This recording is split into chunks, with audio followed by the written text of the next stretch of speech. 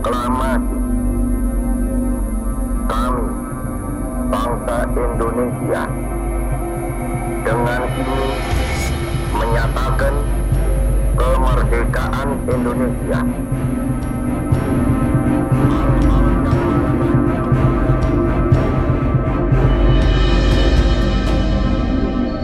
Pada 6 dan 19 Agustus 1945, bom atom meluluh lantakan kota Hiroshima dan Nagasaki di Jepang.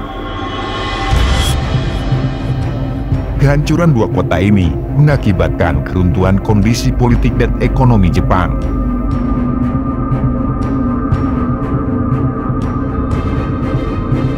Pada 15 Agustus 1945, Kaisar Hirohito mengumumkan melalui radio nasional Jepang bahwa Jepang menyerah tanpa syarat kepada sekutu. Berita kekalahan Jepang dari sekutu tidak langsung tersiar ke berbagai negara, namun diketahui oleh Sultan Syahrir yang saat itu melakukan gerakan bawah tanah untuk mempersiapkan kemerdekaan tanpa bekerja sama dengan Jepang.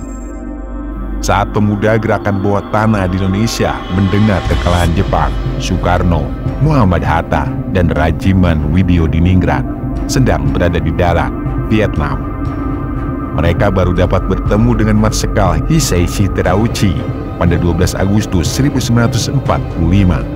Terauchi, pemimpin militer tertinggi Jepang untuk kawasan Asia Tenggara, menyampaikan bahwa Indonesia harus segera bersiap untuk merdeka.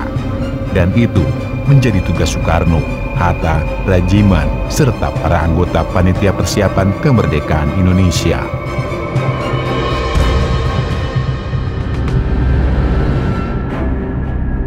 Pada 14 Agustus 1945, Soekarno, Hatta, dan Rajiman kembali ke Indonesia dan disambut oleh Hairil Saleh, Asmara Hadi, A.M. Hanafi, Sudiro, S.K. Trimurti, dan Sayuti Melik. Mereka mendesak agar proklamasi segera diadakan.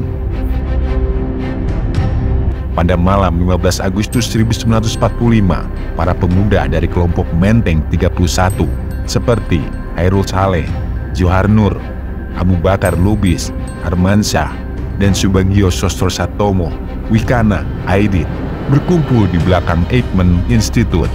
Mereka membahas rencana proklamasi kemerdekaan Indonesia. Pada pukul 23.00, para pemuda mengirim perwakilan yang dipimpin oleh Wikana, didampingi Hairil Saleh, Subadio Sastro Satomo, Suroto Kunto, dan Ahmad Aidit untuk bertemu Soekarno di Jalan Pegangsaan Timur nomor 56. Setelah menjelaskan maksud kedatangannya, Wikana melobi Bung Karno untuk segera memproklamasikan kemerdekaan. Menjelang sahur pukul 1.30 dini hari, lobi Wikana gagal. Para pemuda memutuskan untuk membawa Soekarno dan Hatta keluar Jakarta supaya tidak terpengaruh pihak Jepang. Pada dini hari 16 Agustus 1945, mereka meluncur dari Cikini dengan 2 mobil, menjemput Hatta terlebih dahulu dan kemudian Soekarno di Pegangsaan Timur. Rombongan menembus gelapnya malam menuju Karawang. Sesampai di sana, di Rengas Dengklok, Soekarno, Hatta, Soekarni, Fatmawati, dan Guntur yang masih bayi menginap di rumah Yau Kisyong. Jakarta panik saat mengetahui Soekarno dan Hatta hilang. Para pemuda berharap dukungan rakyat akan meningkat. Pada akhirnya, Soekarno dan Hatta kembali ke Jakarta dan bermusyawarah soal proklamasi. Setelah kembali, Soekarno dan Hatta menyusun teks proklamasi, dan pada pagi hari 17 Agustus 1945, Soekarno membacakan proklamasi kemerdekaan Indonesia di Jalan Pegangsaan Timur nomor 56. Begitulah kisah penculikan Soekarno dan Hatta yang akhirnya mempercepat proklamasi kemerdekaan Indonesia.